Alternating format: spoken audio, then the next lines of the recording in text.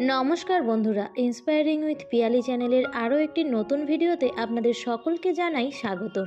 আজকের ভিডিওর আলোচ্য বিষয় হলো বৃন্দাবনের এই নিধিবন মন্দির। এই মন্দিরে নাকি আজও শোনা যায় মোহনবাসীর সুর, রাত নামলেই শোনা যায় এই রকম শব্দ। অনেকেই দাবি করেন এই মন্দিরে সত্যিই ভগবান শ্রীকৃষ্ণ বাসা বেঁধে আছেন। বৃন্দাবনে মানুষের ভক্তি ও প্রেম ভগবান কৃষ্ণকে এই মন্দিরে ফিরিয়ে আনে।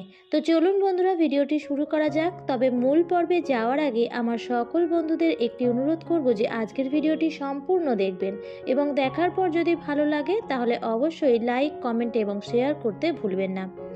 বৃন্দাবনের পর্যটকদের কাছে অন্যতম প্রধান আকর্ষণ হলো নিধিবন মন্দির।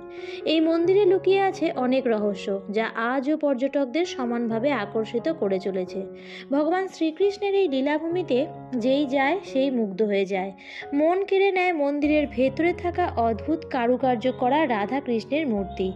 নিধি কথাটির অর্থ হলো সম্পদ এবং চারপাশ জঙ্গলে ঘেরা বলে সেটি হলো বন। সেখান থেকে এই মন্দিরের নাম হয় নিধিবন। উল্লেখযোগ্য বিষয় হলো এই জঙ্গলের সব গাছের শাখায় নিম্নমুখী। ভগবান শ্রীকৃষ্ণকে শ্রদ্ধা জানিয়ে সব গাছের শাখা প্রশাখা নিচের দিকে মুখ করে রয়েছে বলে অনেকে মনে করেন। এই মন্দির ও তার আশেপাশের এলাকা অত্যন্ত রুক্ষ, কিন্তু এই গাছগুলো সারা বছর সবুজে ভরে থাকে। কখনো এই গাছগুলিতে জলের অভাব দেখা যায় না। স্থানীয় বাসিন্দা ও মন্দিরের কর্মচারীদের বিশ্বাস যে এইসব গাছ আসলে বাঁকে বিহারী লীলা খেলার সঙ্গী গোপিনীর দল। রাত নামলেই নাকি বদলে যায় মন্দিরের এলাকা, তাই তো বিকেলের পরেই বন্ধ করে দেওয়া হয় মন্দিরের দরজা।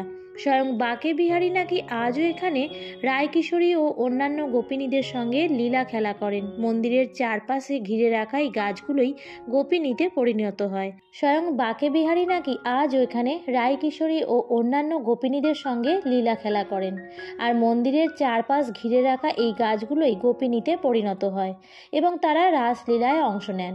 মন্দির চত্বরে ঘুরতে ঘুরতে আপনার একটি ছোট্ট কুয়ো নজরে পড়বে। মনে করা হয় রাসলীলার সময় একদিন রাধারানী তৃষ্ণার্ত হয়ে পড়েন।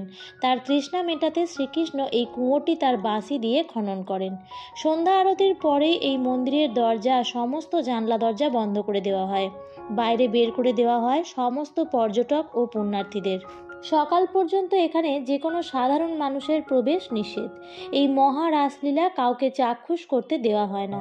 কয়েকজন অতি উৎসাহী লোক সন্ধ্যের পরও মন্দিরে লুকিয়ে থাকেন। সকালবেলায় তাদেরকে মৃত অবস্থায় পাওয়া যায়, নয়তো বদ্ধ পাগল অবস্থায়। স্থানীয় বাসিন্দাদের দাবি, সন্ধ্যের পর বন্ধ মন্দির থেকে ভেসে আসা ঘুঙুরের শব্দ অনেকেই শুনেছেন। রাধাকৃষ্ণকে সন্তুষ্ট করতে সন্ধ্যা আরতির পর পুরোহিতরা এখানে শাড়ি, মিষ্টি, পান, চুড়ি ইত্যাদি রেখে যান। সকালে সেই সব কিছু ছড়ানো ছিটানো অবস্থায় পাওয়া যায়। মিষ্টি ও পান কেউ খেয়েছে বলেও বোঝা যায়।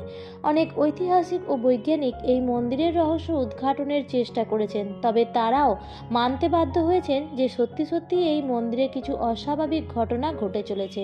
এই মন্দিরে সত্যিই ভগবান শ্রীকৃষ্ণ থাকেন, এটি বিশ্বাস করেন অনেক স্থানীয় শ্রীকৃষ্ণ প্রেমীরা। বৃন্দাবনের মানুষের ভক্তি ও প্রেম ভগবান শ্রীকৃষ্ণ প্রত্যাখ্যান করতে পারেননি। তো বন্ধুরা, ভিডিওটি যদি ভালো লেগে থাকে তাহলে অবশ্যই লাইক, কমেন্ট ও শেয়ার করবেন এবং আপনি যদি নিধিবন সম্পর্কিত আরও কোনো তথ্য জেনে থাকেন তাহলে অবশ্যই কমেন্টে জানাতে ভুলবেন না। আর চ্যানেলটি যদি আপনার কাছে নতুন হয়ে থাকে তাহলে এই ধরনের আরও ভিডিও পাওয়ার জন্য এই চ্যানেলটিকে সাবস্ক্রাইব করতে ভুলবেন না। ভিডিওটি দেখার জন্য অসংখ্য ধন্যবাদ।